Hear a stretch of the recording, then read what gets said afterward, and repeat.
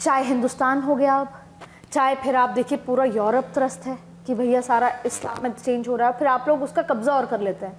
दूसरा बांग्लादेश, बंगाल की हालत देखिए।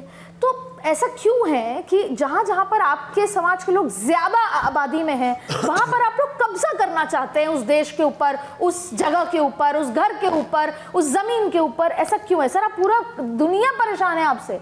मतलब लंदन देख लीजिए, पूरा यूरोप देख लीजिए, कहानियां तो आपने सुनी होंगी, अब ये भी नहीं सुनी।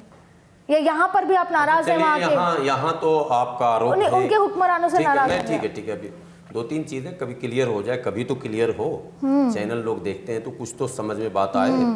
आपने भारत में एक माइंडसेट बनाया गया कि यहाँ तो तलवार से फैला। भी हाल फिलहाल एक मंत्री जी का बयान भी आ गया था, जितने नामर्द हिजरे डरपोक थे वो सब इस्लाम में चले गए, जो लोग मर्द थे वही हिंदू धर्म में रह गए। अभी उत्तर प्रदेश के एक मंत्री का बयान भी आया। चलिए, यूरोप में अभी लेटेस्ट इधर 5-10 सालों में जो लोग इस्लाम को स्वीकार कर रहे हैं वो कौन सी तलवार और बंदूक से कर रहे हैं? ये एक सवाल, इसका जवाब तो हमको चाहिए, पूछना चाहिए आपको भी। अभी लेटेस्ट बड़े बड़े पहलवान और बड़े बड़े चैंपियन ने इस्लाम कबूल किया। किससे, उस प्रेशर में, किसके दबाव में, किसने उसको इस्लाम की तरफ लाया, ये तो जांच का विषय है, ये एक सवाल है। इसलिए ये देखकर पहले तो ये जो आपकी धारणा है वो ख़त्म की जाए कि तलवार से इस्लाम फैला। कोई इस्लाम तलवार से नहीं फैला। तलवार से फैलता अगर इस्लाम तो मान सिंह का परिवार मुसलमान होता, बीरबल का परिवार मुसलमान होता, तानसेन का परिवार मुसलमान होता। उनको भी नहीं छोड़ते आप लोग? नहीं, होता ही है, वो सब परिवार मुसलमान हो जाता।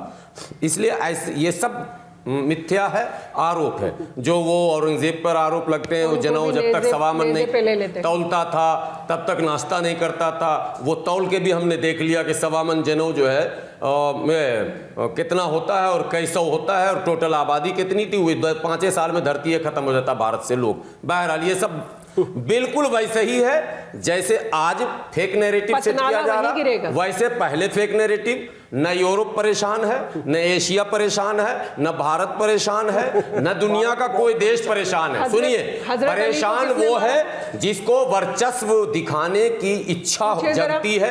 जब आपको वर्चस्व दिखाने की इच्छा जगेगी, जब आप कुछ नया नारा लाएंगे डेमोक्रेसी में। हमने डेमोक्रेसी में, अच्छा एक बात फिर बीच में कट जाऊंगा, इन्होंने भी कहा, आपने भी कहा, सबने कहा तुम्हारे चच्चा ने ले लिया पाकिस्तान धर्म के नाम। हाँ ठीक है, हम मान लिया, धर्म के नाम पर पाकिस्तान बटा था ना, आप भी तो मानती हैं ना, धर्म के नाम पर पाकिस्तान बना। आप नहीं गए इसका? नहीं, आप मानती हैं नहीं मानती हैं? आप अपनी बात पूरी नहीं लीजिए, सवाल का जवाब आएगा तो भाई आप नहीं गए इसका दुख। और फिर ये कहते हैं कि पाकिस्तान जब बटा था तो उस टाइम 22% वहां हिंदू था। वो 22% हिंदू क्यों था जब धर्म के नाम पर बटा था? तो ये सवाल कौन पूछेगा?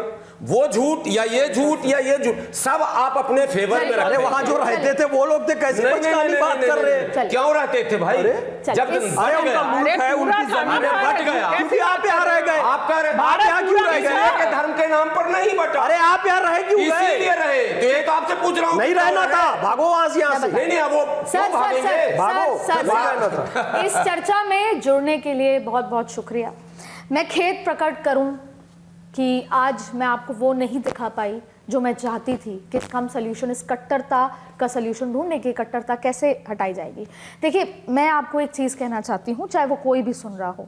हमने देखा कि गजनी हो, हमने देखा कि अलाउद्दीन खिलजी हो, हमने देखा औरंगजेब, तब सब लोग आए, तबाही मचाने आए हम।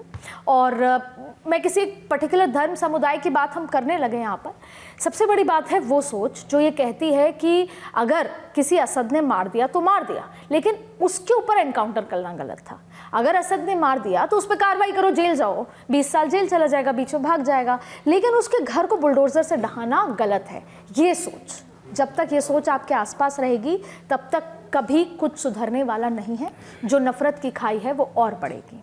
सवाल ये है कि ऐसे समाज और ऐसी सोच का क्या होना चाहिए, क्योंकि देखिए, पढ़ाई जब तक शिक्षा नहीं अच्छी मिलेगी तब तक ये सोच नहीं सुधर सकती।